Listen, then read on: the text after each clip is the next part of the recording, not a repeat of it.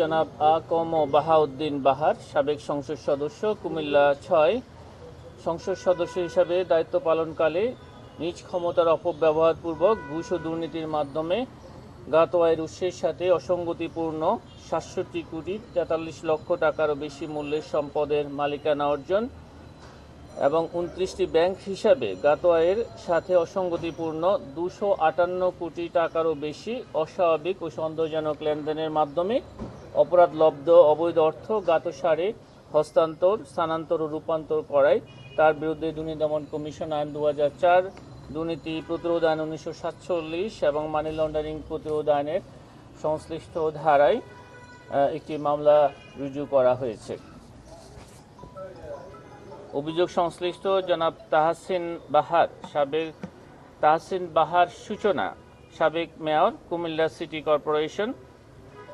Public servant হিসাবে দায়িত্বে থাকা অবস্থায় জ্ঞাত আয়ের উৎসের সাথে অসঙ্গতিপূর্ণ ৩ কোটি টাকারও বেশি মূল্যের সম্পদের মালিকানা অসাধু উপায়ে অর্জনপূর্বক ভোগ দখলে রাখায় এবং ১৬টি ব্যাংক হিসাবে জ্ঞাত আয়ের সাথে অসঙ্গতিপূর্ণ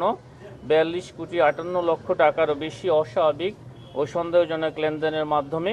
অপরাধলব্ধ অবৈধ অর্থ জ্ঞাতসারে হস্তান্তর, স্থানান্তর ও রূপান্তর করায় তার বিরুদ্ধে দুর্নীতি দমন কমিশন আইন ২০০৪, দুর্নীতি প্রতিরোধ আইন ১৯৪৭ এবং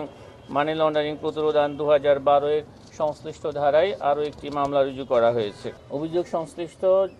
জনাব মেহেরুন্নেসা একজন গৃহিণী হওয়া সত্ত্বেও তার স্বামী সাবেক সংসদ সদস্য বাহাউদ্দিন বাহারের অবৈধ সম্পদকে বৈধ করার অপপ্রয়াসে নিজেকে ব্যবসায়ী হিসেবে আয়কর নথিতে প্রদর্শিত করে তার স্বামীর অবৈধ উপায়ে অর্জিত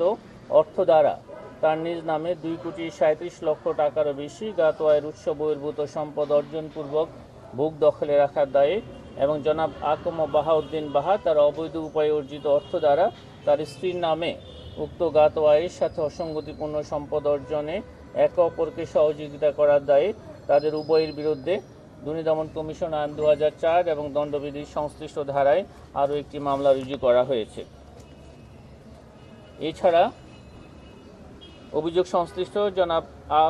বাহাউদ্দিন বাহারের মেয়ে আইমান বাহার এবং আজিজা বাহার কর্তৃক জ্ঞাত আয়ের উৎস বহির্ভূত সম্পদ অর্জনের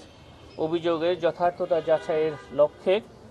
দুর্নীতি দমন কমিশন আইন ২০০৪-এর ২৬(১) ধারা মোতাবেক সম্পদ বিবরণী দাখিলের আদেশ জারির সুপারিশ গৃহীত হয়েছে।